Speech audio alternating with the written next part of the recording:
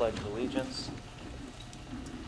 I pledge allegiance to the flag of the United States of America and to the republic for which it stands, one nation, under God, indivisible, with liberty and justice for all. Please be seated. Good evening. This is the Clinton Public Schools School Committee meeting. This meeting is being held both in person and remotely in accordance with the Governor of Massachusetts' March 12th order suspending certain provisions of the Open Meeting Law, Section 20.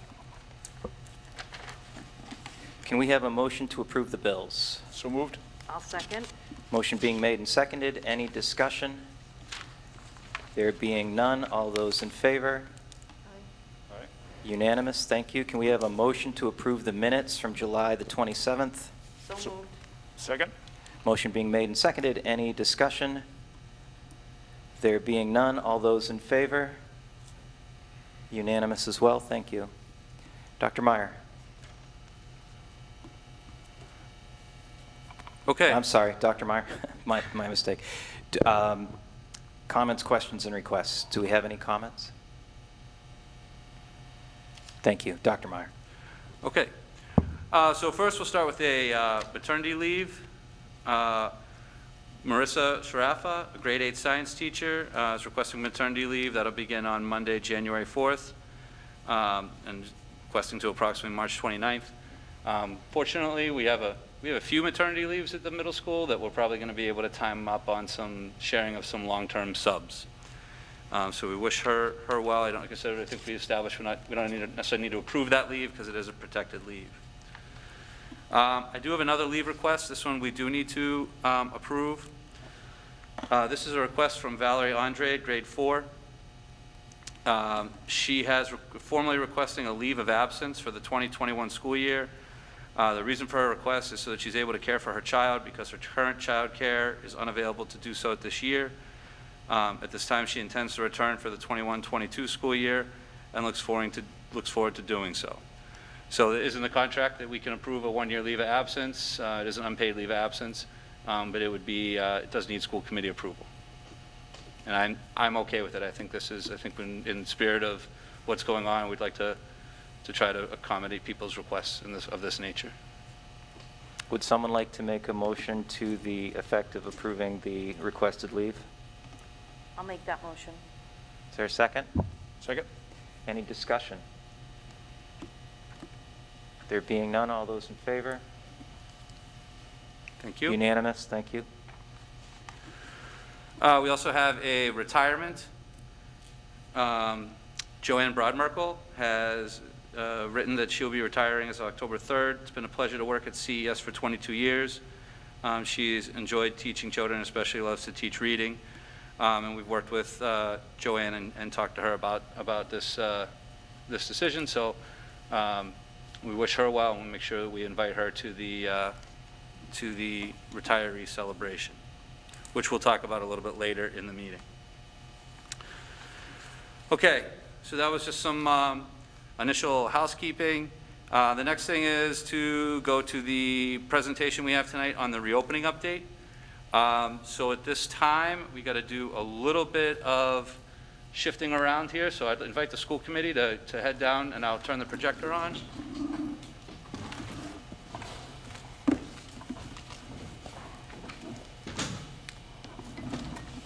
should probably turn our microphones off so there's no feedback.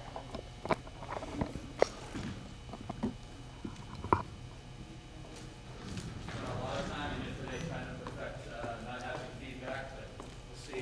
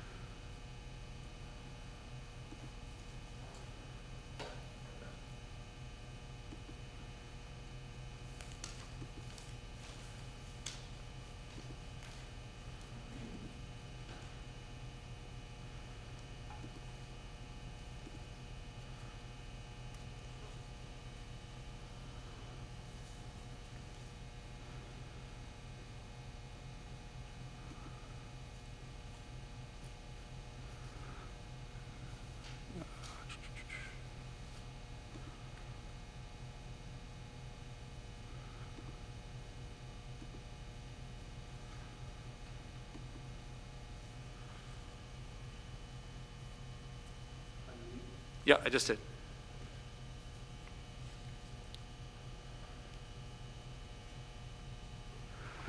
Okay, this is the Clinton Public Schools reopening presentation for August 10th, 2020. Just trying to see if the live stream catches up here. Okay.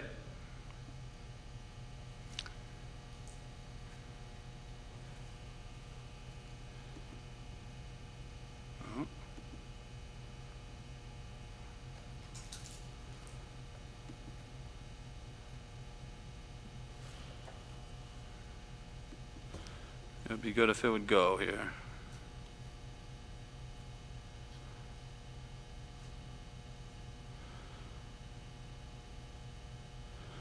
Okay, so tonight, the outline of the presentation for tonight, we're going to talk a little bit about the DESE, which is Department of Elementary and Secondary Education Guidance and Expectations again.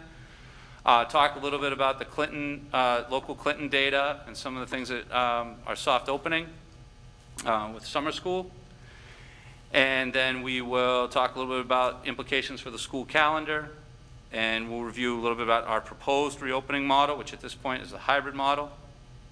And then we'll talk a little bit about the remote learning option for students who are not yet ready to return. And then we'll talk about a student registration process so we can help make our plans.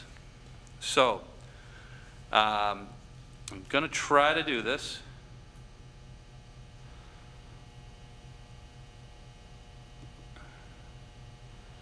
I'm going to share this tab instead.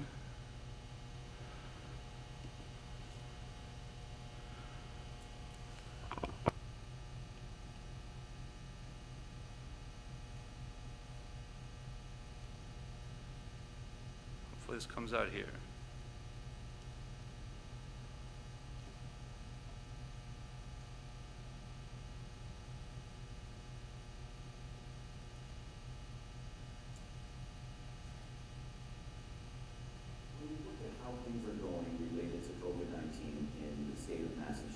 We actually have a lot to be optimistic about. We've done a phenomenal job of getting our rates of transmission down. We are viewed around the country as a leader in developing strategies to reduce the spread of infection. Getting our kids back to school is really only safe because we've gotten the rates of transmission down to a low level, low and continuing to drop. If we were in another state, we'd be having a different conversation. There will be important measures that are going to be implemented by each individual school to make sure that kids stay safe, kids and teachers. One of them will be social distancing. We're going to keep kids apart.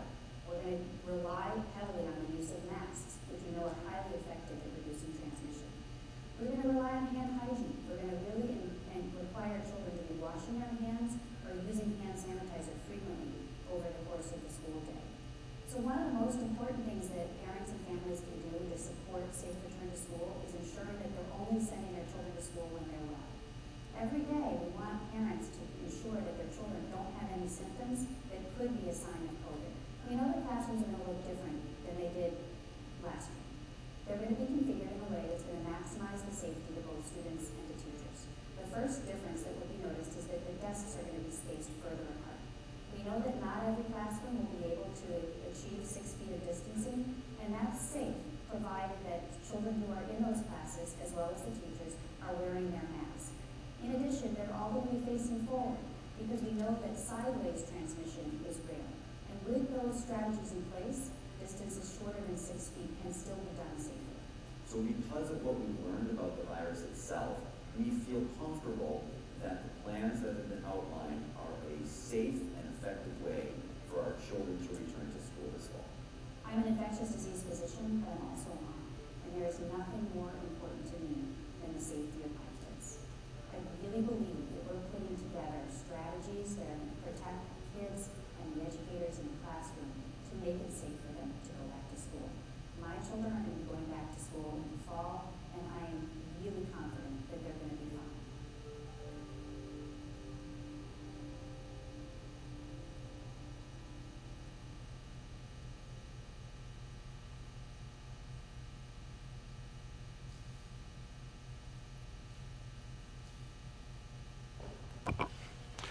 Okay, so if that looked familiar to you, that was the same video we played last meeting to start things off. Although I know we had a lot of feedback and it was difficult for people to hear it or really see it on the live stream or the Google Meet, so I wanted to start with that again. Just want to make sure I'm sharing the right tab over here. Yep, okay, it came back. All right, so I think that sort of sets the stage. It talks about the key measures, right? So when we're talking about student safety, we're not talking about one strategy, we're talking about a combination of strategies, including master face coverings, required for students in grades 2 and older, and everyone on the bus. We're still strongly recommending them for K and 1. Physical distancing, we are recommending to start in a hybrid model, which should allow us to have 6 feet in our classrooms. Hand washing and hand sanitizing, we've mentioned last meeting, we've ordered our hand sanitizer, we've ordered additional sinks for hand washing stations, and encouraging parents to stay home when sick. We're not going to have a perfect attendance award this year or anything like that. We want people, if they don't feel well, to stay home and err on the side of caution. So the DESE expectations and guidance, and this is same as last time, they asked us to do one reopening plan that addresses 3 options: full reopening, hybrid, or remote. There was a 2-step process for that. July 31st, we had to submit our preliminary reopening plan summary. That was approved at our July 27th meeting, in which we told the state that we were leaning towards a hybrid model. August 10th was when the comprehensive plan document is due. That is today. We had requested an extension until tomorrow to get our school committee meeting in. However, so many school districts had requested extensions to get their school committee meetings in this week, they pushed the date back to August 14th just recently. When we talk about the plan, one of the big things, I mentioned this last time, our comprehensive plan is designed in such a way that you can move seamlessly between any phase of the plan. So these are kind of the 4 stages here. You can see the green area, return without restrictions. That area is basically what kind of traditional maybe school looked like last year. We don't anticipate that happening this year. Plan 1 there would be bringing all students back with those safety restrictions in place. Plan 2 there, the hybrid learning, would be bringing some students in and some students being remote, which is what we are recommending. And then Plan 3 would be going fully remote. Our plan, as I mentioned, is to be able to make sure that when we assign classes, when we create our cohorts, that those cohorts are going to be able to stay the same regardless of which phase we're in, so that it's not difficult for us to maneuver between the two. So if we were to start remote, or excuse me, if we were to start in a hybrid and have to go remote, we could slide right over to full remote. If we were to start in a hybrid and things went well and we wanted to come to full in person, we could slide right into full in person. We don't have to reshuffle everyone around and introduce them to a new teacher and all those types of things. This is just a list of DESE expectations and guidance. I provided this list last time just to kind of show, we're not infectious disease experts. You heard the infectious disease expert in the video. They are putting together, they're working with the DESE to put together this guidance. Our job is to follow the guidance and to try to adapt it so that it fits the scenarios of Clinton, the specifics for our building, for our town, for our population. So these were all the expectations they had provided by last meeting. This is all the guidance we've received since last meeting.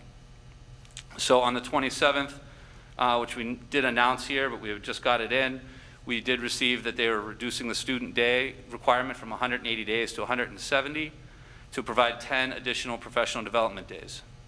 On August 3rd, they came out with a lot for us.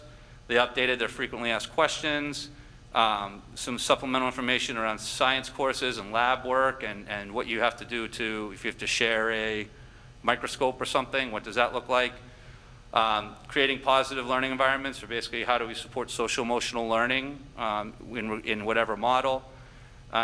They also came out with the adult and community learning services one, which is important because we do have the Clinton Adult Learning Center, and we are making sure that we follow those guidelines. Remote learning partner information on August 4th was a big one. We had been waiting on that to try to figure out what we were going to use as a content provider, and we were able to make that decision after that came out. And then on August 6th, they came out with some feedback on the preliminary plans that had been given out, submitted on the 31st. It was general statewide feedback, just kind of different areas that people may or may not have addressed in the plans that they're going to need to see. So if we want to start looking at data, this is from the Johns Hopkins data dashboard that they've been gathering this data all along. And right now, the World Health Organization recommends that you should not reopen schools unless your positivity rate is below 5%. So this graph here has all the, this chart here has all the states, and there are 37 states that are higher than 5%. Massachusetts is not one of those. We are one of the 13, as is most all of New England, who are below the 5% threshold that is recommended when it comes to returning to school. And I know that this is one of the challenging things with this is, you know, if you watch Good Morning America, I'm sure everyone has seen the photos of the Georgia high school with the packed hallway and the kids not wearing masks and all that kind of stuff. Well, if you look at this data, Georgia, I'm sure you can't read it, but I'll tell you, Georgia is way over in the orange section there, right? So if I was a superintendent in Georgia, I would have had a very difficult time looking at this data, looking at the guidance, and saying, I think it's safe to bring students back to school. But being a superintendent in Massachusetts, I think we can look at the guidance and we can look at the data and we can say, I think we can at least safely bring some of our kids back to school. More specifically, if we look at Clinton data, the Clinton positivity rate as of August 5th was 1.03%. That's below the state average of 1.82%. If you look at our cases by week, they release it every Wednesday. They kind of do these big updates every Wednesday. Between July 29th and August 5th, in the last week, there were 2 new cases. So Clinton, as a town, is doing very well in terms of our positivity rate. There are individual towns in Massachusetts or individual regions in Massachusetts that do still have a positivity rate up over 5%. So it may be appropriate for those communities to elect to start remote. We did have what we're kind of calling our soft opening. We did resume in-person classes this week. On August 3rd, our summer school programming at the elementary school and the middle school resumed. The first session of summer school was done remotely, and then the second session is done in person. We had approximately 50 students at the elementary school, about 15 at the middle school, and there were actually even a couple at the high school. And it just gives you a snapshot of a couple classrooms there. You can see the students, their desks are spaced 6 feet apart. They're wearing their masks. We tried to get the groups outside when we could, those types of things. Really, the students loved being back in school, and we didn't have issues with students wearing masks. They understand the importance of it, and they were doing it. Now, it was only 3 hours at summer school, right? I'm not saying, and there were a couple little lessons learned, I'd say, from like the drop-off on the first day and trying to figure out whose teacher was who and how we keep people social distance while we do that. But overall, I think for the first time kids were in the building in months, I think it went very smoothly. We were able to get our PPE out to the teachers, do all those types of things. So from summer school to the fall, our school calendar, we're going to need to make some changes to the school calendar, and this would be kind of regardless of whatever model we end up opening in. The student days were reduced to 170 because the commissioner agreed to provide, we're working with the unions to provide 10 additional days of professional development. So these days will be spent learning a variety of things because there's so much to learn, but including like PPE and new protocols in buildings, but also how to make sure we're focusing on, online learning platforms and technology, and how to make sure that all our teachers are equipped with all the right tools to make sure that we're successful in any model. And I think that's one of the things that happened last year. It happened so quickly that really not every teacher necessarily had the experience or the training in all the tools required to be effective in remote learning. Our first day for staff would be August 31st. That's the same as it was going to be originally. Our first day for students would be September 16th. That actually gives us 11 days to start the school year. One would be we're basically saying the first day is still sort of like our first day back, and then the 10 days of professional development. And September 16th is the day that the commissioner is required you have to start school by. We're looking at 2 evening meeting dates, and we'll talk about what those are for in a minute. Right now, tentatively looking at Wednesday, September 9th and Monday, September 14th, just because of some of the other conflicts and holidays around there and stuff. We're recommending for the school calendar that October 23rd become a full professional development day instead of a half day as it was originally scheduled. And then March 5th, we would remain as a full day PD day. And June 16th would remain as our scheduled last day of school. The nice thing is, if we're, with our plan being able to seamlessly go from one to the other, we're hoping that this year, in the event of a snowstorm or a heat day or a water main break, we should be able to say, instead of having to make up a day at the end of the year, it's a remote learning day. So parent meetings and student reacclimation. So if you remember in the last presentation, we thought of this sort of in 3 phases. The first phase was professional development for teachers, bringing them in. The second phase was trying to have some meetings with parents and students. We're hoping to be able to bring all parents and students in for scheduled meetings, so it's not, just not like an open house. It would be scheduled meetings, and we would spread them out. Each teacher would be responsible just for, like at the elementary school, meeting with the students in their class. At the high school level, it might be broken up more by like advisory, to just go over some basic things.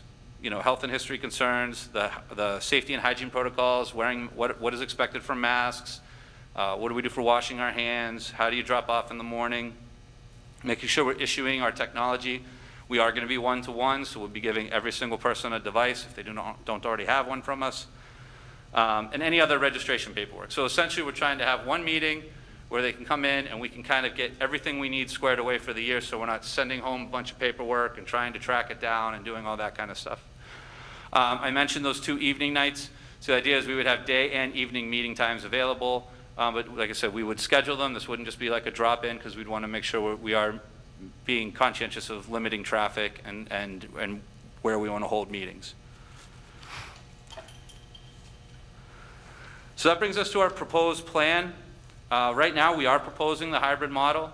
Like I said, that is based on our local data and our guidance and recommendations from the state. Our model that we're proposing is 1 week in person and 1 week remote. Or looking at splitting groups alphabetically to try to help keep families on the same week. We will make some other considerations. We will talk later about the kind of registration type form, we're calling it, that we'll try to send out, so that other considerations such as people in your family members in your household with a different last name, or if you have some specific child care concerns, or if you have some other general concerns. I know we had some parents email that say they have 2 kids at home, and what they'd actually like to do is have one on 1 week and one on the other, so that they only have to work with 1 kid at a time at home. And so I think we'd like to try to accommodate as many requests as we can. I mean, our goal would be to get feedback so that we can try to group our kids and develop our cohorts in a way that's going to be as friendly as possible to families. High need students would be able to attend both weeks. So what does a high need student mean? If your student's on an IEP, they should have a form called Primary Disability Level of Need, PL3. So basically, it'll be based on that form. Also, if English learners, we're still waiting some clarification from the state. There are different levels of English learners, beginning, and we know that beginning will be able to attend. We're not sure of the other levels where that kind of cutoff is. We're waiting some clarification from the state on that. Homeless students, as well as students in foster care. So these are students that were identified by the state as high needs who should be able to attend both sessions of a hybrid schedule. By opening in a hybrid model, we should be able to have 6 feet of social distancing in each classroom. That was one of the big things. If we were going to go full reopening, it was going to present some challenges on school buses, and it would present some challenges on social distancing in the middle school classrooms. The remote week would be mostly independent or asynchronous time, and there would be some additional office hours or synchronous check-ins or specials, some various opportunities, but there would be times to check in with teachers throughout the week. And attendance during the remote week would mostly be captured through the digital learning platforms or attendance in synchronous sessions. And I think this is a little different then while it sounds it's going to be, fairly independent during the remote week, it's a little different than like in March, right? So when we were last year, we had many, many weeks of remote learning in a row, and it was difficult to, really capture students, and I feel like students became, one of the comments was students became, disengaged. And here, although it's going to be a week, they are coming back. We are going to have situations, we are going to have platforms that we're going to be able to monitor their engagement, their completion. And I think what we'll do is, what we'd end up doing is we would change some of those systems of supports for students who are having more difficulty. So if we needed to say, maybe we needed to require more of the synchronous sessions for you because you were having difficulty doing the work, we could do that and build those types of supports in place. So health and safety updates. We are proposing to bring students into the building. Our safety supplies have been procured. They talked about, different things. We have masks, we have hand sanitizer for some of our classrooms that are, a little more, or programs that might be a little more hands-on for younger kids or things like that. We have disposable gowns, gloves, things like that. You might see in the offices now we have the partitions. All our HVAC systems are fully operational. We've worked with our HVAC contractor to get verification of that. There's additional hand washing stations that have been ordered. All nurses have an isolation room. We do have these negative pressure air scrubbers. I just know that was what it's called on the box. They've been installed in those areas to purify those air and make sure that the air is being sucked out of the room, not spreading into throughout the building. So the big update there I put in bold with the stars. A lot of the feedback we got, a lot of the questions we got when we did our parent Q&A sessions was, okay, you're telling me that the HVAC systems are fully operational as designed, but the middle school was designed in 1974. So is that sufficient? Okay.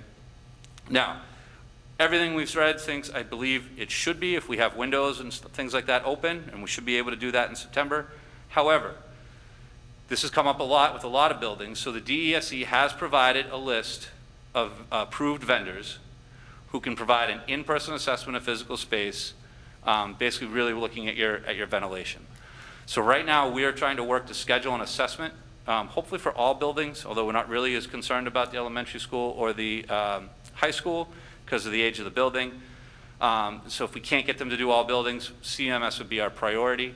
And they did say that those firms, they've been pre-approved by the state, and that they're willing to provide both short-term and long-term solutions. So their solution, it might be that we may have to buy some sort of portable filters or something. They might say we're fine. They might say long-term we should make these upgrades.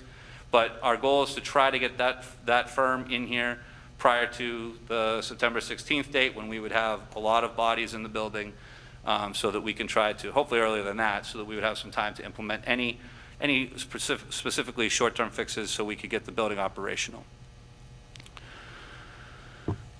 The hybrid model in the in-person week, these are some of the times. We had to stagger some of the times. 9 through 12 will still start at the same time. They will end earlier. It will be a reduced day.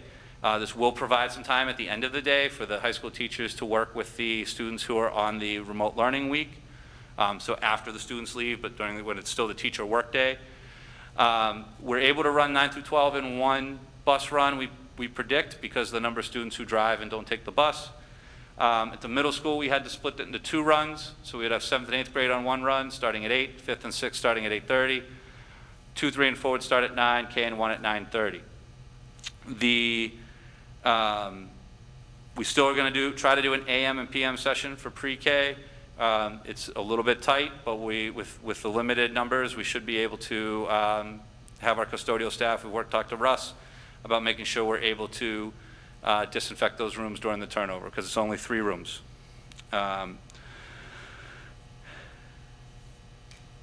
The only other thing I wanted to say is we have discussed this with D-Bus, but we haven't mapped out the individual routes yet, because we don't know the exact number of students who are coming back and who aren't, and we have to put them on the, map out the routes and do those types of things.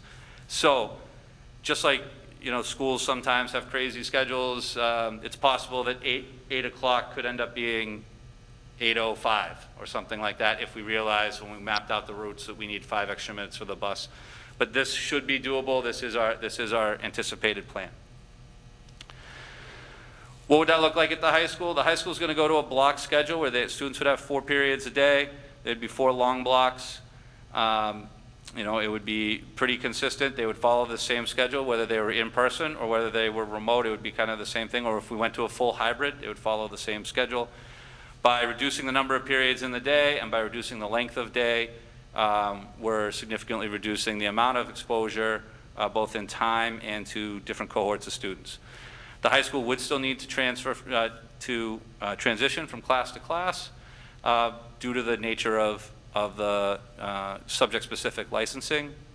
However, we do feel that there's a level of maturity that we'll be able to use with the high school students as far as maintaining safety and using different strategies of assigned seats, cleaning classrooms when it's a prep period or like a duty period, getting in the classrooms and making sure we're cleaning them. To be honest with you, a lot of our high school students are working right now. We had a huge uptick in work permits since the school closure. The middle school schedule, grades 7 and 8, so they would be going on a 6-period schedule, but they would be blocked, so you would have 3 blocks a day. You would also have what we had previously would always call a win period. We're purposely kind of not calling it a win period because it's going to be a little bit different because there's not going to be as much movement, but it's still sort of like an intervention period. And you also have your lunch and those types of things. It would be built in. You would stay in the same class you were in the period before, so it would be one less transition during the day. We would be splitting into 3 teams, a 7th grade team, a 7th and 8th grade, and 8th grade team. Once you were in your team, you would be assigned a class. That class would travel as a class all day. So you would be with one class. On Friday, the plan is to have students see all 6 teachers. We have talked about looking at Fridays of doing something where teachers might travel or teachers might travel part of the period so that we don't actually get 6 passing times in there. But they felt it was important for all teachers to see all students on Friday to help make sure that they're prepared for the expectations for the next week when they wouldn't be here. Grades 5 and 6 would be 2-person teams like it has been, a STEM and humanities team. We are scheduled for 8 sections of each, so they would be partnered up. This is kind of a sample schedule, but it's going to be a little different because it's basically going to be you're going to have 1 long class in the morning, you're going to have 1 long class in the afternoon, and different things like specials or recess or things like that are going to be built into your day. The reason why it's harder to really give you a schedule is because a lot of times, a typical 5th and 6th grade schedule, you might just have a blocked off time and you say this is 5th grade recess. But we don't want every class out at the same time right now. So there will be probably each individual class will have times when they're going to have a special push into their room or when they might go to recess, or there might be a couple that can go out on the fields because we have enough fields. But it's going to be a lot more an individually tailored schedule so that we can match our people and our space to keep our cohorts as separated as possible. The elementary school, the elementary school is going to look like a pretty normal elementary school in terms of the fact that it's a self-contained cohort. You're in your classroom pretty much the whole day. The 2 differences they would have is that they would not be leaving their classroom for any type of special. If they were going to have art today, it would be the art teacher coming to them. And then if they're going to, and most likely we're going to be eating lunch in the classroom. However, we also are looking at trying to eat lunch outside as much as possible. So as long as the weather holds up, we try to get the students outside for both lunch and recess to give them breaks from the classroom. So during the remote learning week, teachers will provide their students with a schedule. It'll identify the asynchronous learning lessons and assignments, or basically things that they're supposed to do independently, either on, traditional pen and paper type work, particularly at some of the younger grade levels, or it could be more online learning opportunities. There are opportunities for synchronous sessions, morning meetings. At the elementary school, we do want to make sure that a couple times a week that the students who are home are able to connect in with the students who are in school so that we can have sort of build that class together a little bit. And same thing at the elementary school, we probably have a specials period like for the grade level where they would be able to sign in. So if you want to do like 2nd grade's art class would be this certain time. and the same extra hours in office help. Like I said, some of that will be more independent, like you can access it if you need it, as long as you're making progress with your asynchronous learning. Some of it may be more required, especially if you're someone who's having difficulty engaging or completing your work. Attendance will be monitored through learning platforms and attendance at synchronous sessions if they're required. In terms of technology access and online learning platforms, all students will be issued a Chromebook grades K to 12. We'll also provide hotspots to those families who need internet access. We did apply for a technology grant. The state offered a $25 million that they were offering in technology grants to fill any gaps. So we put in for the additional hotspots we anticipated we would need and the final Chromebooks we think we would need to make sure that we would be able to go K to 12. And we did get approved for $86,000 for that grant. So we were able to purchase all the remaining technology that we needed. All grades will use a specific uniform digital learning platform. The learning management system, it'll be Google Enterprise for Education. So there's regular Google, and then there's this Google Enterprise. So we have purchased the kind of upgraded version of Google.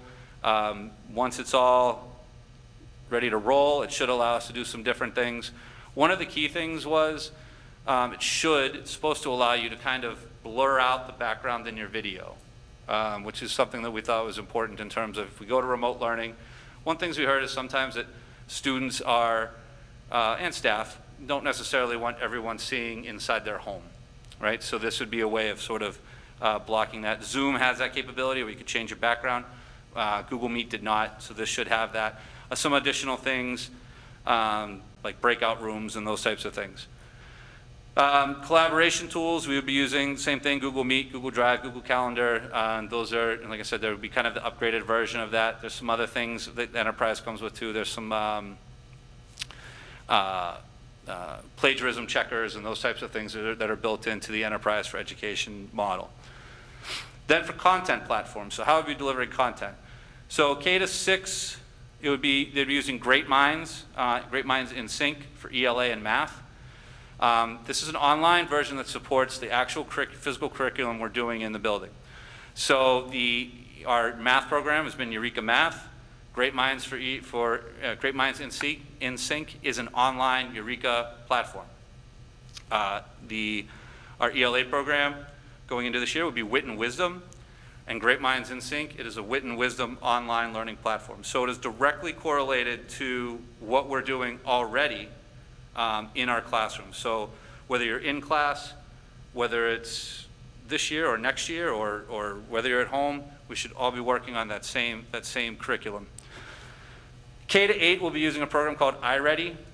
It's an assessment program. It gives a diagnostic assessment at the beginning of the year. Then it helps to map out a learning pathway. So the purpose of Iready is to help us identify learning gaps. So things that maybe you missed out on last year, things maybe you missed out on 2 years ago, that might be fundamental skills that we want you to try to build up on. Once it has that learning path, there's online lessons you'll do with assessments. Teachers can monitor exactly how much time you're spending, how you're doing on your lessons, how you're doing on those assessments. They can use that data to help group their own students. So when they have you for the in-person week, they know just from that snapshot who's struggling where. And then in grades 6 to 12, again, we'll be using Edgenuity. So I kind of bolded that and put stars. That's a new one. We were waiting for the state to come out with guidance on what they were recommending for a content platform. They essentially came out recommending 2. One was Edgenuity. The other one was like a Florida virtual school or something like that. We had already had a team that had been meeting with vendors and going through and assessing our content platforms. And Edgenuity and one other one were kind of like number 1 and number 2. We were just sort of waiting to see what the state endorsed. When the state endorsed Edgenuity, we got our team together. The team said, yep, let's go with Edgenuity. So we were able to purchase that program. And actually, because we had a quote from Edgenuity from prior to the state endorsement, we actually got it at a better rate than the state rate. But it's all covered by part of the reopening grants. We're also trying to go with the single sign-on platform, Clever. So the idea with Clever, once we get it up and running, is that it should make your life easier. You sign on to Clever and you would have a dashboard and you wouldn't have to sign into 50 different things. You sign into one thing. So here's the content platform. So I'm going to try just to show a couple videos so you can kind of see what these look like. We'll see how it works. If we struggle with it, then people can watch the links on their own. We got the first one to go okay, so let's see.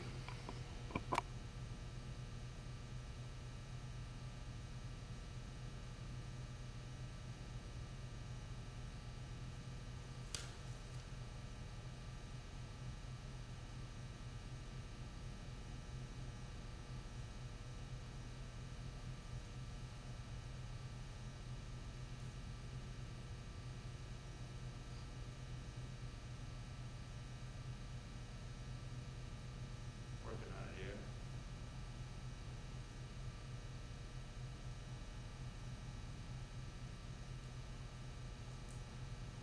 At Curriculum Associates, we believe in making classrooms better places for teachers and students, and leading the way is Iready. It's easy to see the value that Iready brings to a classroom. Iready provides actionable, intuitive data about all of your students. Iready figures out where students are with their math and reading skills, and then assigns instruction to help support students with their growth. Iready reveals with reliable accuracy where students are strongest and where they need the most support domain by domain. Automatically clusters students into small groups with shared needs for more targeted instruction, and informs instruction by pointing educators towards resources, both print and digital lessons.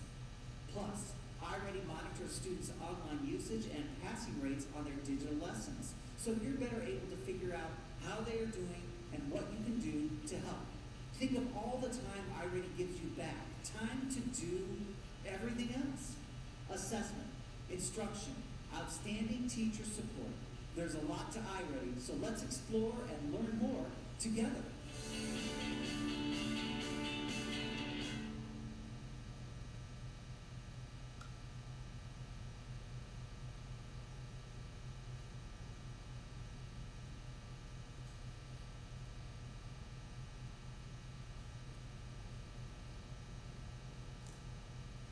All right, I think I messed up my share tab.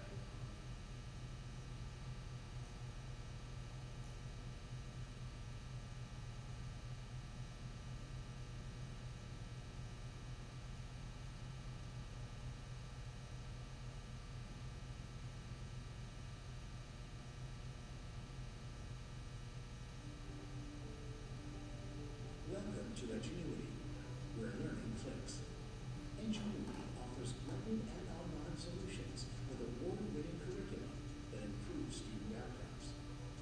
We deliver a range of core curriculum, AP, elective, career and technical education, and credit recovery courses, aligned to the rigor and high expectations of national and state standards, all designed to inspire lifelong learners. In the next few minutes, we will walk you through Ingenuity's solution from both the student and teacher's experience. In this demonstration, we will use our Algebra 1 course. Let's first take a look at the student experience.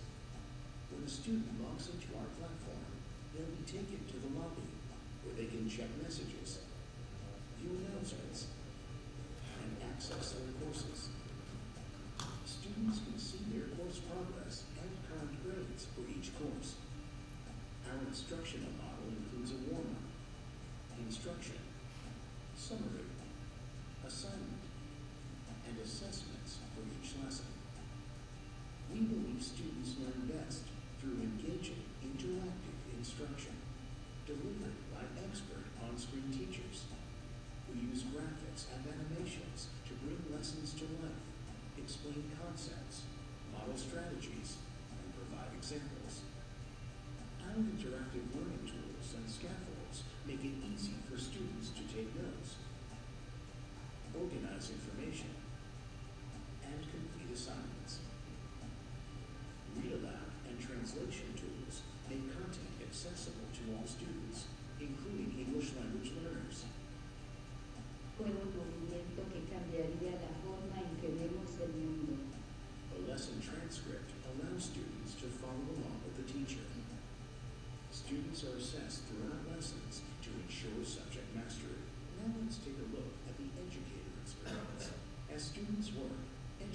educators are able to see real-time student data so they can differentiate instruction and customize courses to meet student needs. Educators can rearrange or remove units, lessons, and activities, and add their own activities to lessons. Real-time student progress is closely monitored by educators. Teachers can evaluate both students and class performance in the Lesson Mastery Report. Teachers can sort information by standards to see exactly what standards your students have mastered and which ones they're struggling with. See how their students are performing as a whole group or individually, and provide targeted feedback to students as they progress in the course. From our extensive reporting capabilities to our rigorous and engaging curriculum, Edgenuity provides the flexible model you need to personalize learning for every student. Edgenuity, where learning clicks.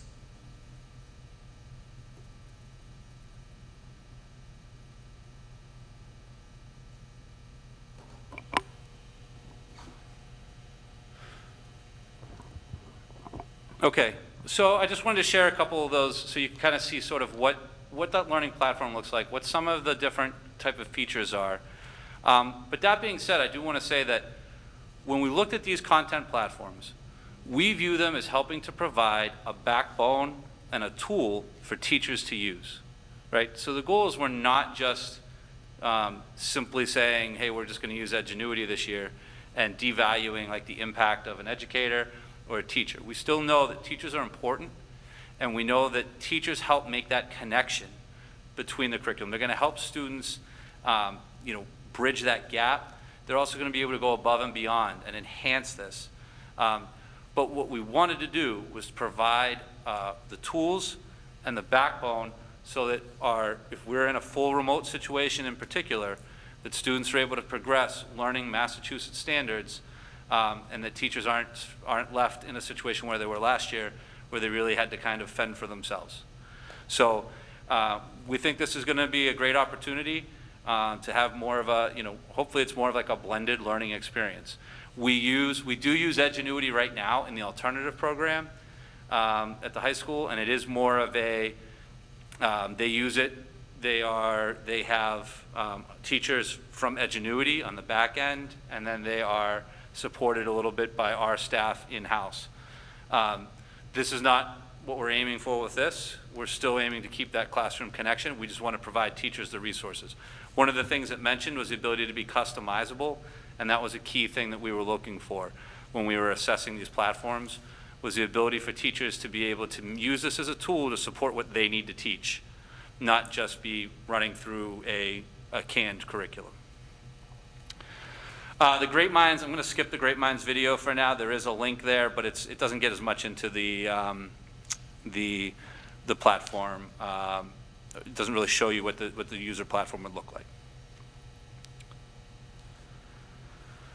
So the remote learning option. So this is an updated one too. This is something that we would say based on parent feedback and based on the remote learning guidance issued by the state on August 4th. We've kind of changed our strategy a little bit for the remote learning option. So all students will be issued a device for remote learning, but students will be assigned to a class or classes taught by CPS staff members. So if you remember the original plan, the last draft kind of said, that we'd be using a third-party system and that we would be kind of supporting them and checking in on them. And we heard a lot of concerns from parents about that. They didn't want their students to feel like they were kind of being punished or kind of like pushed out of the system if they weren't able to return. At the same time, when we looked at sort of, the state was saying they were going to provide some solutions for that. When we looked at the solutions they offered, we didn't feel that they were solutions that met our needs. So we rethought that, and now it'll be basically students will be assigned to class or classes taught by CPS staff. How exactly is that going to look? We're going to schedule it. But the first thing we need to do is find out the data. So one of the things we'll be doing is asking people soon to let us know which option they're taking, and I will get to that in a minute. So the content platforms that are used in this remote learning option would be the same as the hybrid model.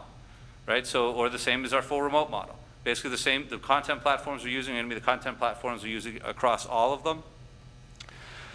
Classes in this case would probably follow a schedule more similar to the in-person schedule, because part of what we're thinking we're going to need to do is, for example, a teacher at the high school, if there's enough students at the high school to select the remote learning option, maybe one of their 5 classes that they teach in the schedule becomes a remote class. And so they teach 4 in-person Algebra 1s, and their 5th Algebra 1 is a remote one. Same thing at the middle school. At the elementary school, it'll probably be a little different. When we look at like the number of students in a grade, we're going to look at how many people selected they'd like the remote learning option, how many people said that they would like the in-person option, and then we'll create class lists to try to match those up. The other good thing we think that that will do is it will allow us some opportunities and flexibility to help meet some of the needs of our teachers as well.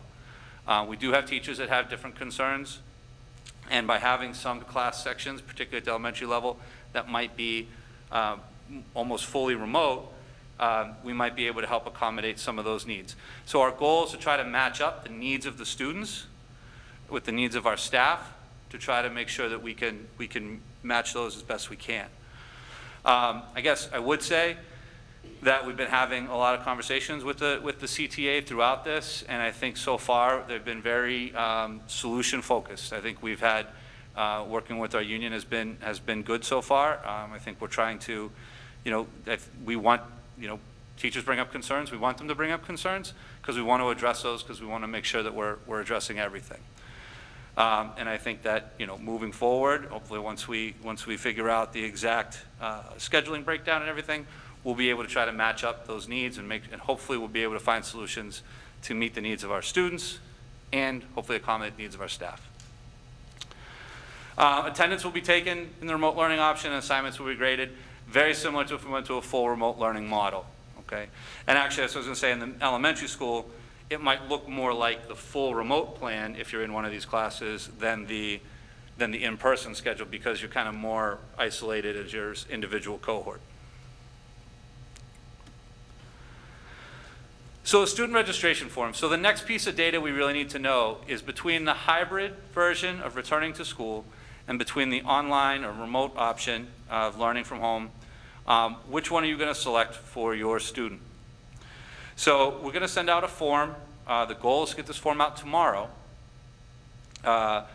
where you would ask you to select which of the programs, in-person learning or full-time remote learning, what we've been calling the online learning model.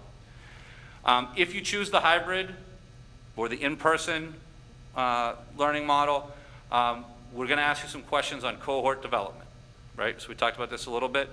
Are there other students in your household with different last names that you'd like to be in the same cohort?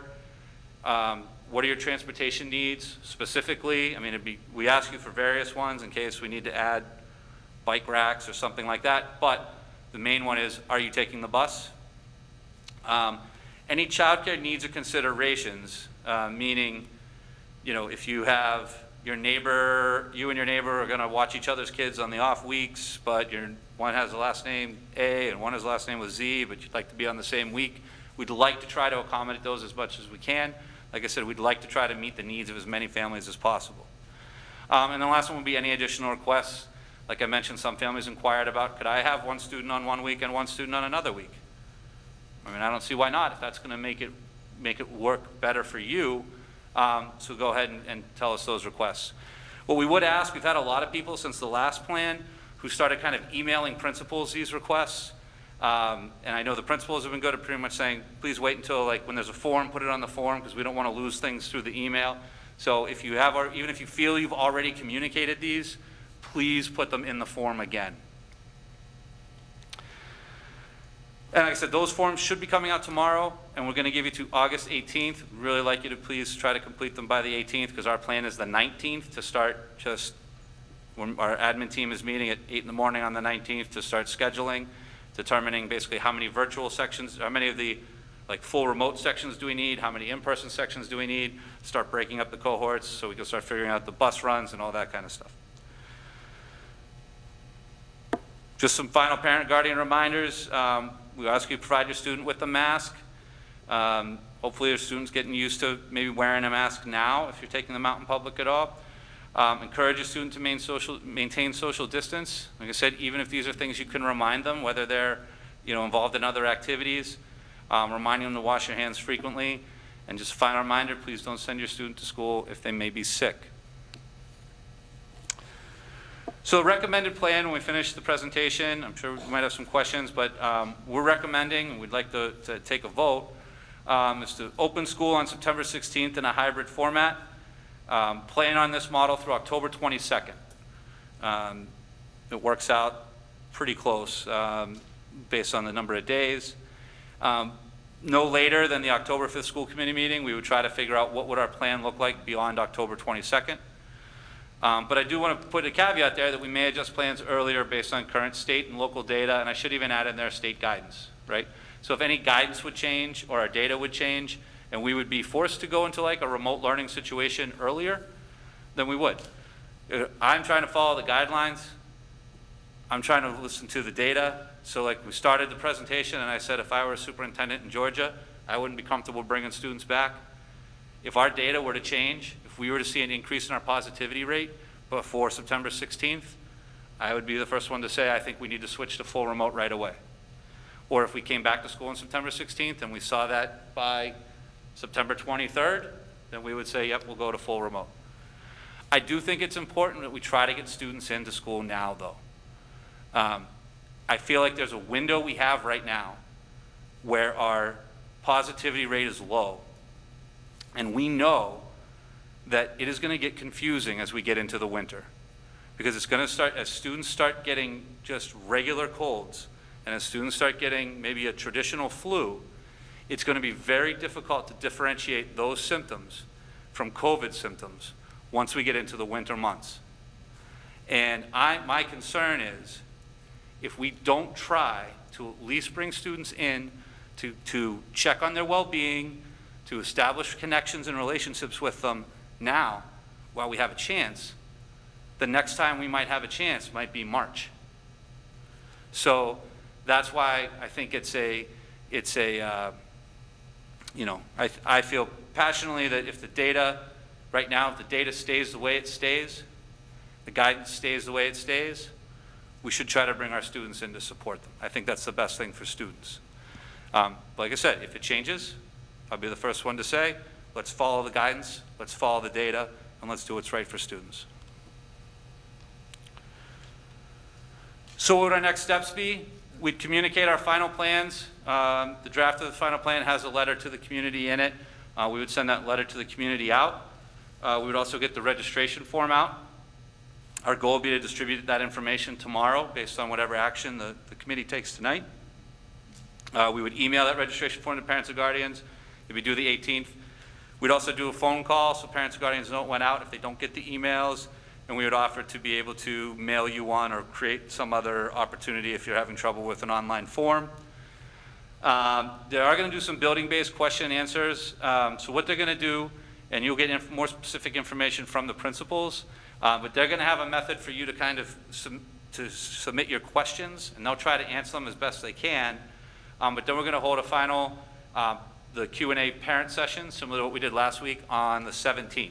So it's the Monday before we come back. We just kind of, we wanted to wait a little bit. We didn't want to do it like tomorrow or Wednesday because we wanted people to be able to sort of process this, think about things that might come up. You know, what are some childcare questions you might have? What are some specific questions you might have? You might try to get those answered through an email or whatever process, or share them on like a Google form so that they can be addressed. And then Monday the 17th, before those forms are due the next day, we have a chance to really answer anything in person in general. And then our goal is to start the scheduling process on August 19th.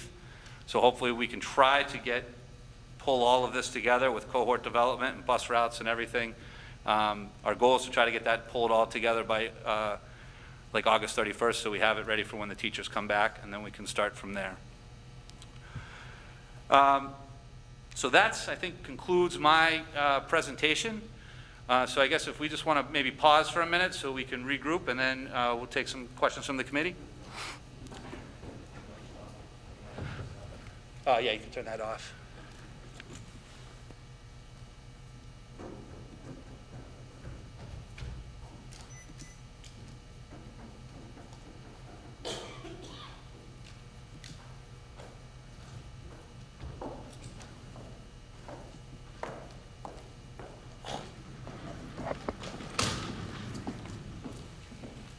You got it? Okay.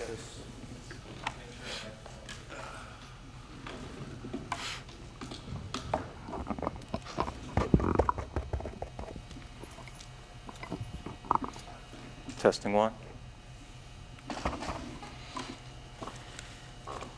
Well, first, I want to say thank you to you, Dr. Meyer, to your team for a truly comprehensive district reopening plan. I imagine the committee may have some questions, so we want to make sure that... Joel, hold on one second. I think we need the, it wasn't picking up your sound. I couldn't see it showing. Oh, yeah, do you guys turn them off when you? Test, test. Testing 1, 2. All right, it's picking that up. Yep.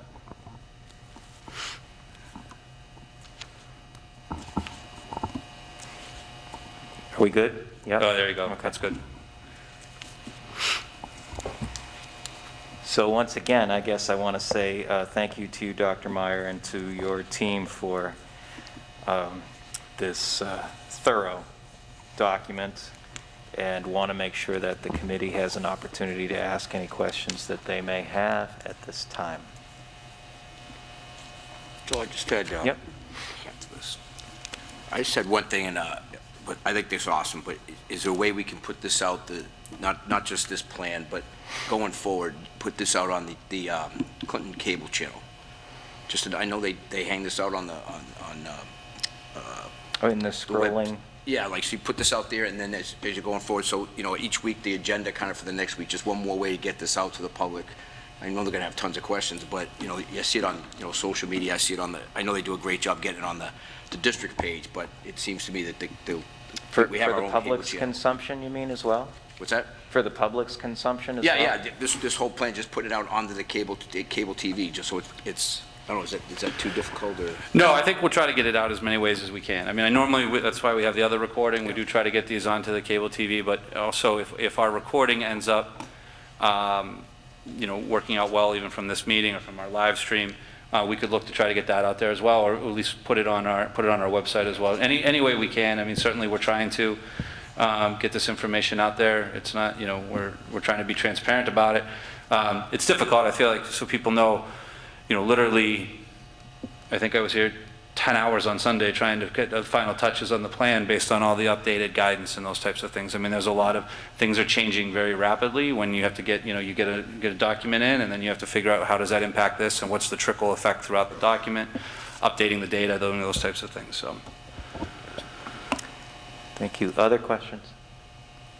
So I have a question with regard to Edgenuity and the model that serves as a supplement to the CPS curriculum from 6 through 12 for just the remote learning, or for the hybrid as well?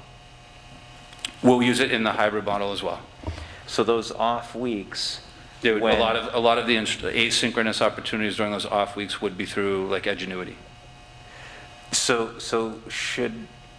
should parents presume then that there will be new material introduced in the in-person week, and then extensions of that new material via Edgenuity in the remote week? No, we'll probably still continue with presenting new material and introducing it through Edgenuity. So their lessons are fully, you know, comprehensive, and they have a lot of those. Like I said, they have the warm-ups and checks for understanding. They're very interactive, even to move on from like one area to the other. There's checks for understanding and displays of the, you know, nice visual displays of content and those types of things. It might not be as, you know, there still might be areas that like either before or when you come back in the hybrid model that you're going to have to get those filled in. It's not going to necessarily be like, you know, exactly what we did. We're not going to chase it. Like, it's not going to be like what we do this week, you just do this week, and one cohort is behind. But there still might be there's going to be adjustments. If we know that this group was, kind of getting this material introduced to them through the asynchronous lessons, we're going to have to check on that understanding and maybe supplement some of that in person when they come back based on their level of understanding. No, but I think parents would appreciate knowing that the model has new learning throughout, whether Yeah. you're in person, whether you're in your hybrid remote, or whether you're full remote. That's a solution that not everyone has come to, so well done. And I think part of it is we want to try to get students comfortable with the learning platform, because we know that, like I said, I would anticipate fully that at some point this winter, all schools in Massachusetts are going to have to go to full remote. And it might not have anything to do with positivity rates. Our positivity rates might still be low. The problem is, once students start getting colds and those types of things, we're not going to be able to differentiate the difference between COVID symptoms and like the common cold. So what's going to end up happening is now we're going to have to sort of follow the mechanisms that are in the state guidance about, if you have so many, now if there might be isolate a class or isolate a cohort, and I think eventually that's going to get to the point where there's going to almost be like a winter break. So I think having this opportunity in hybrid early, like I said, we can form connections with the students. We can also get them used to learning on the platforms on the hybrid week with a chance to then help correct any issues or address any issues when they come back in person. I also just, putting a school committee and parent and principal hat on at the same time, appreciate the attempt to open under a hybrid model. Making those connections with children, especially our youngest learners, is so critical, and I appreciate all the effort that goes into it. And these are scary times, there's no doubt about that, but I think that when the data is telling us that we can do it, and combined with the fact that if a family is in a situation where they might have health compromises, there is a full remote plan, and if that didn't exist, then I might feel differently, but I'm fully supportive of where we are at this point in time. Any other questions? Steve, I just have one. Because we'll be leveraging technology as much as we will be, whether you're hybrid or remote, have we built into our plan or anticipated more headcount for tech support? Yeah, so I did talk to Mike McEachran, who's here tonight helping us get sound, and we are trying to identify, I think we are going to be able to, I'll probably have some proposals for you as we kind of get closer to looking at, hopefully at some point the state comes back with a budget. They did release preliminary Chapter 70 numbers, which actually Clinton received more Chapter 7, is scheduled to receive more Chapter 70 money than the budget was based on. So I don't know when they finally have a budget if we would have a special town meeting that could potentially change the allocation to the schools. But regardless, I think with a lot of the opening grants that we've got, the state has been supportive in terms of, we got $280,000 in the ESSER money. We've got $440,000 in the PPE money. We got $86,000 in technology money. So there's these different grants that they're giving out to schools that all schools are getting. And most of those are pretty much, the PPE one was based just about head count, it was whatever your enrollment is times $225. And so with some of those grants, we might be able to kind of leverage some things around. And I've talked to Mike about trying to at least add one more person to the technology staff to help. What we're trying to figure out is what does that mean? And Mike thinks it might be better for us to hire someone who's more of like an integration specialist to help work with teachers on the front end, not necessarily with him and Russ on the back end of the technology. So that's what we're trying to look at now, but you're exactly right. That's where we got is when we've just doubled the amount of devices and the platforms and stuff overnight, we got to get some more help to manage that. Yeah, and I'm also thinking from the perspective of, your parents become the advocates for the children who are now leveraging technology, and we may want to at least, brainstorm about could we create some sort of ticketing system, or if a parent is having problem as an end user, or a child is having a problem as an end user, what's their conduit to Mike or to our IT team Yeah. to then say, here's the issue we're experiencing, and it could be they're just not familiar with the technology. It could be a simple fix, but we're probably going to think about some sort of an SLA we're going to want to have with those parents and those devices to do those CARES checks, those Right. health checks. And something so it's It just not- comes along with it. It's Yeah. just kind of when you leverage technology, that's just a piece of the puzzle. Does That's a good the point. existing ticketing system, does it have that capacity to extend that to the end user? I don't know if it would have the capacity to, as far as talking the end user, meaning the students and the parents, I Yeah. don't know if it would have that, if it would go that far. So at this time, I'll entertain a motion to approve the reopening plan for submission to the Department of Elementary and Secondary Education. I'll make that motion. Okay. I'll second. Motion having been made and seconded, are there any other questions? I just had something quick I wanted to ask. I'm sure the state is going to give us some guidelines before we open to make sure it's communicated to parents and, like, what exactly is the process if a student goes to the nurse's office and is sent home with a fever? Yeah. Without, everybody kind of panicking and what is, do we have like testing available, or is it something that we send the child home and then we don't do anything for 2 or 3 days until we know? Or I just want to, I feel like I would be comforted by knowing that we have Yeah. a set process. So there is one of these giant packets in this binder is all just on that specifically on, and there is a summary chart in the plan itself, right? You're right, though, there is a point where, at what point do we say, like, if it's a fever, you could have a fever for a lot of reasons, Right, right? right. So when does it trigger, like, that we're saying the whole class can't come back? When does it trigger that, a whole grade can't come back, those types of things. So we are still working on more clarification from that with the state. A big part of that, we're trying to build our communication with the Board of Health. That's why we have the Safety Committee meeting with the Board of Health, because that's who they want us to refer to, because they're making those calls now all the time. I mean, that's the other thing too, like the Board of Health, they make a decision based on, what happens at the state pool, right? If something happened in a restaurant, they would determine how they're going to handle things like contact tracing and quarantining and those types of things. So, so certainly we would work with the Board of Health on those things to try to figure out at what level do they want us to do that. The DESE also wants us to contact them before we consider like closing the school or closing the district, because they have a team that they want to help advise us on that. So if we needed to make that decision, but I do think that that's a little bit of the concern is at what point is that line drawn, and I think that that's part of why we liked this model week on, week off, is because it does provide sort of 9 days in between your contact sessions. So there is sort of time. If we did have to go into sort of like an isolation, like let's say something happened on a Thursday, kid was sick, and we needed to say like, hey, we're going to isolate this classroom. We're going to ask you to stay home. Okay, well, they stay home Friday. And then it's a 10-day waiting period in the guidance. So now they would still be able to, as long as none of them present symptoms, they'd all be able to come back at their next session.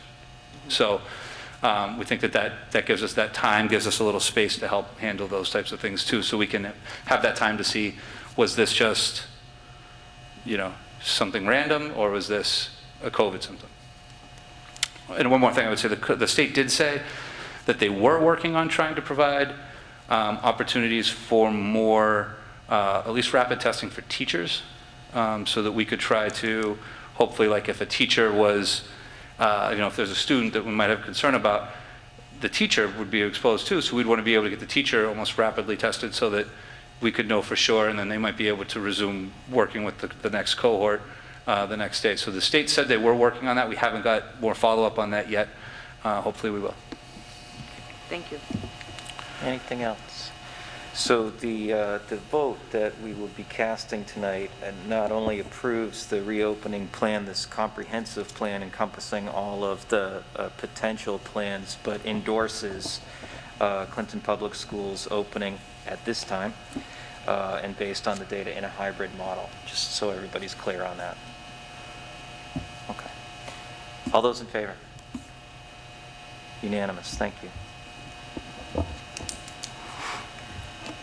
So consequently, we would also have, we'll entertain a motion to accept the revised school calendar as well.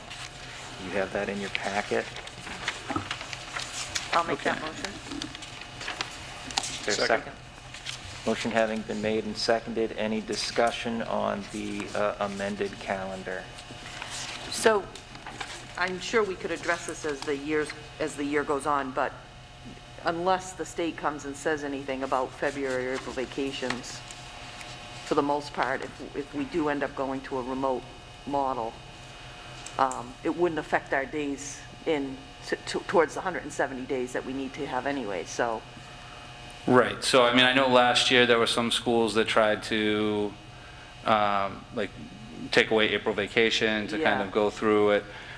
You know, I don't know that that's, you know, we'd have to see where we are when we get to that point, I guess, but I think that I think the idea is that this year that the learning should be, even if it's fully remote, it should be much more structured. It should be, you know, kids will be logging on 4 classes at specified times. There will be, you know, we have to be accountable for time on learning and attendance and grading.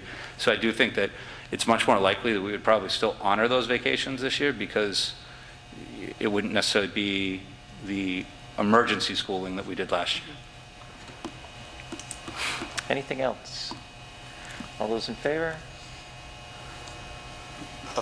Unanimous, thank you. All right, the next one I just wanted to share with you, this is not finalized, we don't have to take any action on it, but I just wanted to let you know that this is a professional and development plan around UDL, Universal Design for Learning. This is something our administrative team participated in, a Universal Design for Learning professional development earlier this month. And then the rest of the week, there was actually a team consisting of administrators and teacher representatives from each building who developed kind of this plan and tried to identify some objective areas. So our first objective area was a Tier 1 curriculum and instruction, really focusing more at the elementary level around wit and wisdom, and then Eureka or Looney Math. Our objective 2 was to work on, it's worded as implementing a digital curriculum, but basically making sure that teachers are able to work with and use the Edgenuity platform so that they can leverage that as sort of a backbone for learning. Initiative 3 was utilizing the Iready K-8 assessment to support database decision making. Try to make sure we're looking at that to figure out gaps on learning, and having our WIN teams look at that, our intervention teams. Initiative 4 was providing PD options to support the understanding and utilization of Universal Design for Learning, which we think is a big deal. Universal Design for Learning is really about removing barriers. And whether we're in a remote situation, whether we're in a hybrid situation, whether we're in an in-person situation, we want to be able to remove barriers for learning. And really focus on, it's really focusing on, what is the standard we're trying to, what is it that we want the student to be able to know and be able to do, and not let sort of the mechanism in which we are trying to get them to do that be a roadblock. So I think Universal Design for Learning it's a foundation for the MTSS, the Tiered System of Support, but it's also, I think, very relevant in this new sort of educational model where we have to be flexible. And we do actually have technical assistance days with the Rika Consulting Company that we'll be using. We'll have teachers, that's one of the things that they will be doing during those 10 professional development days. At different scheduled times, they would be meeting with our technical assistance people to help look at how they're creating plans for the hybrid weeks, the remote weeks, the in-person weeks, those things. Initiative 5 was to conduct an equity audit and to begin to address issues of access and equity. And that's something that we do want to continue on. That is very much it's still a topic that don't want to get lost in the very important topic. We don't want to get lost in the midst of all the reopening plans, but making sure we're keeping access and equity in mind. We want to make sure that we are still working on that as well. So that's just a draft. I just wanted to share that with you, though, because it was a solid sort of weeks worth of work with our consultant, going through learning about UDL, learning about sort of how to develop these implementation plans, mapping it out to our strategic plan, mapping it out to our data from the that the work the elementary school's been doing, other school data we had. So it was I thought it was a very productive group, and like I said, it's not only the administrators, we had teacher representatives from every building on that team, so they did a nice job. The next update is just it was just a letter from the Health Alliance Clinton Hospital. So last year, the UMass Memorial Health Alliance Hospital had to do part of what they need to do as a community hospital is to basically give out some grants sometimes when they do different things. So they had a determination of needs study done, and then you could do a proposal to get funding. So we did a proposal. I have the letter here that I sent in on February 26th. So these were literally due, right before everything happened. Basically saying that we would be looking for Tier 3 funding to help create our Family Welcome Center in the central office. And this is back when we were still talking about Student Opportunity Act funding, and we were still trying to hire family outreach coordinators and all those types of things. So the proposal of this, as far as our letter of intent, was to add a second person to the Family Welcome Center in addition to the family outreach coordinator. So we did get invited. They basically said, based on our initial letter of intent, we're invited to apply for round 2. Essentially, we made it through the first cut of the grant. I still think our proposal is very relevant in terms of, I think we can still keep it, trying to fill sort of that family outreach component, which I think, especially if we're in full remote or especially in hybrid, might even be more relevant. But we'll be able to fill that out. So I just wanted to let you know that it's taken a while, but it was it definitely was it was nice to finally hear that they moved us forward, and I think that hopefully we'll be able to get some funding to support that community initiative. The last item I had here was just on the retiree celebration. What we'd like to propose, I know we had talked about doing retiree celebration on August 24th, which is our next meeting. We have had some very recent retirees, and I just feel like it might be worth it to push it back beyond the August 31st, first day of school, as we kind of work to finalize everything right now. I know there are a few other teachers who have made some inquiries about, where they stand and those types of things, and we just want to make sure that if we recognize our retirees, we recognize all of our retirees. So we would like to kind of postpone that recognition. I don't know if we want to pick another night now and we can try to schedule it. If you want to wait and see sort of how things are going. I don't know what we could look at something like September 21st is designated as celebrations, or October 19th is designated as celebrations. We could try to do something like that. What's the pleasure of the committee? I would go more towards September, because you never know what October's going to bring. Okay. I didn't hear what she said. She said that not knowing what, as we get further into the fall, October and beyond, she would advocate for September. Is that correct? Correct. Deb? Yeah. Okay. Anyone opposed to that? Nope. So we'd look at the celebration date in September. Okay. So I'll have. At least we can tentatively schedule it, and if. And maybe at that point we'll know definitely who's retired and who hasn't, because we'll be back in school, and we can still recognize them even if it's something virtual, and if we need to invite them back for cake in the spring, we can do that, but at least we can get something to them at that point. Okay. Yeah. Thank you. What's the date on that? September 21st. All right, I believe that is all I have from my Thank you. report. Thank you. Do we have any updates from our committees? I know, well, obviously the safety committee met, and please extend our thanks to all of the safety committee members for their hard work.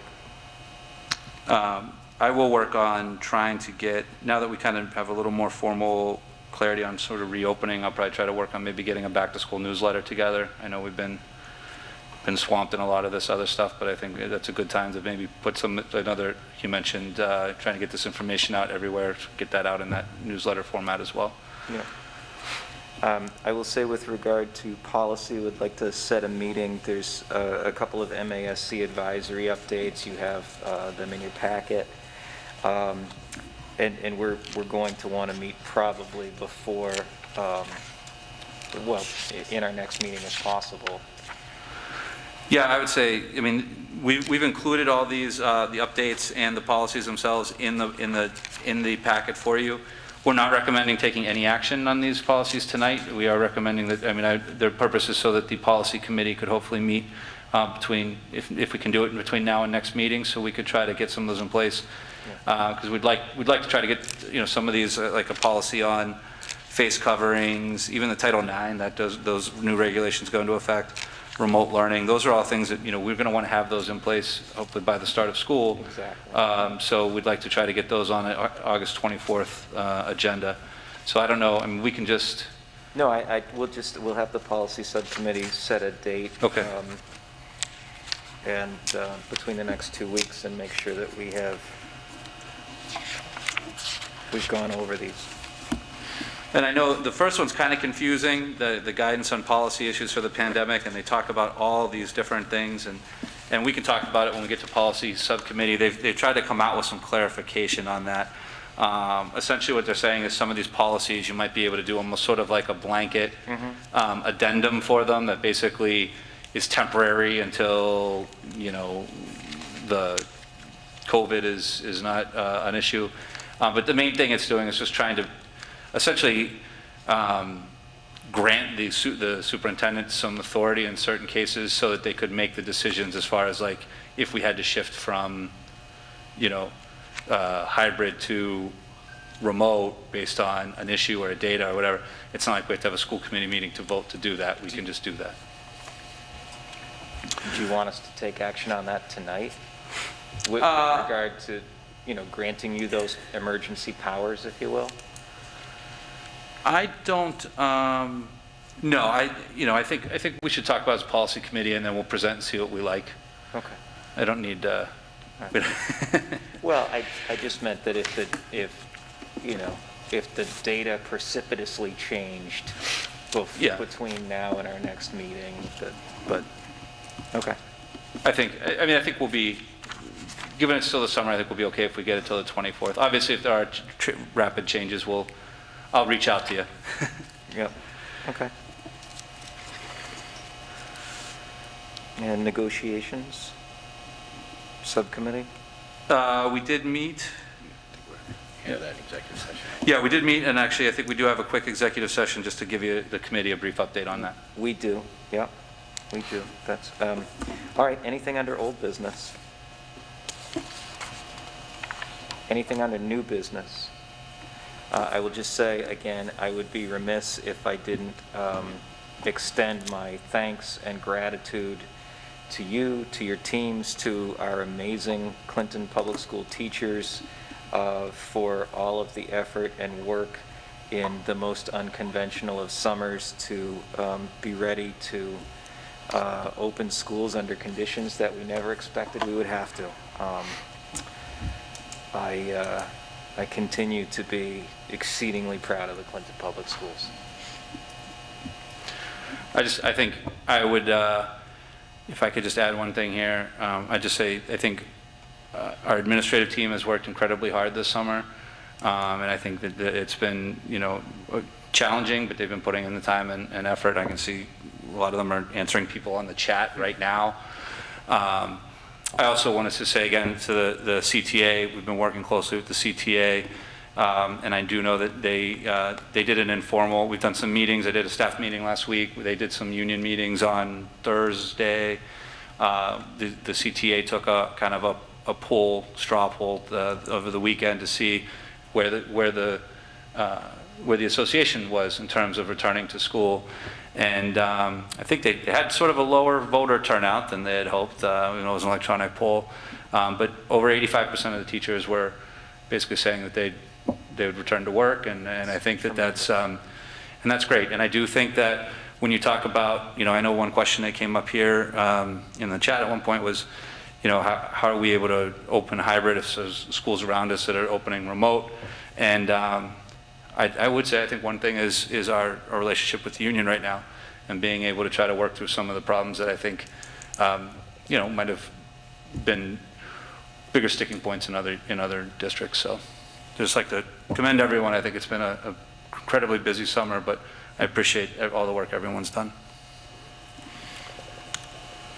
Well, again, just, the proof is in this massive 60-page document, so thank you. There being nothing else, under Chapter 30A, Section 21 of Massachusetts General Law, the Open Meeting Law, the committee will enter into executive session to discuss contract negotiations with instructional assistants. The committee will not reconvene. This requires a roll call vote. Joel Bates, aye. Deborah Goodsell, aye. Matt Farragus, aye. Tina Sapientus, aye. Brendan Bailey, aye. Thank you.